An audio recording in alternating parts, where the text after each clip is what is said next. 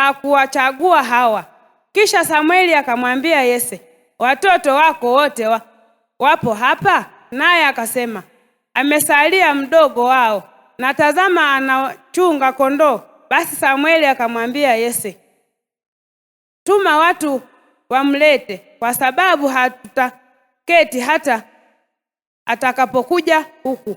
Basi akatuma mtu, naye akamleta kwao. Naye alikuwa mwekundu, mwenye macho mazuri, na umbo lake lilikuwa la kumpendeza Bwana. Akasema, ondoka umtie mafuta, maana huyu ndiye. Ndipo Samweli akaitwaa pembe yenye mafuta, akamtia mafuta kati ya ndugu zake, na Roho ya Bwana ikamjilia Daudi kwa nguvu tangu siku ile. Basi Samweli akaondoka akaenda zake Rama. Ndipo Samweli akaitia pembe yenye mafuta, akaitia mafuta kati ya ndugu zake, na Roho ya Bwana ikamjia Daudi kwa nguvu tangu siku ile. Basi Samweli akaondoka akaenda zake Rama. Hili ndilo neno la Bwana.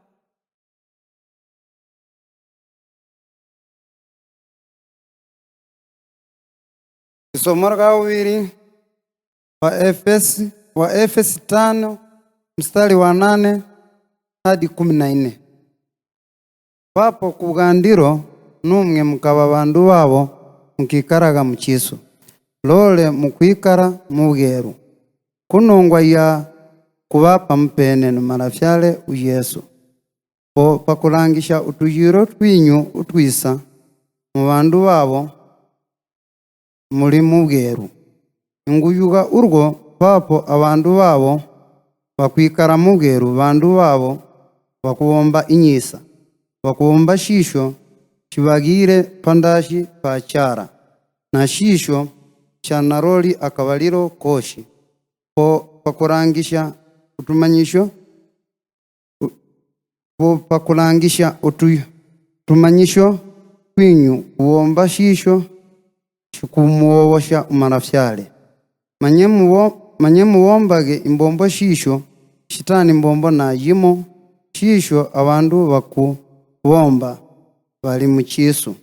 Bombaga lole shikanage pabweru, imbibi shisho bakubomba.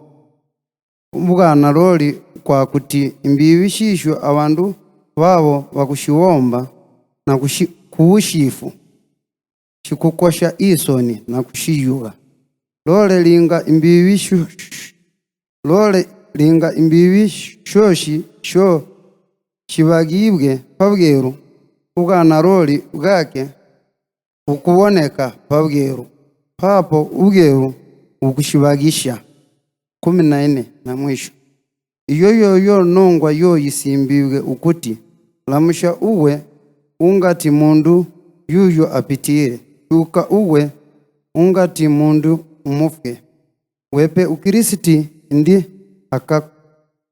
ukristi indi akashibagishe ubweru bwake. Narudia 14. Iyo nongwa yisimbibwe ukuti, lamusha uwe ungati mundu yuyo apitire, shuka uwe ungati mufwe. Wepe ukristi indi akashibagishe ubweru bwake. Hili ndilo somo la pili.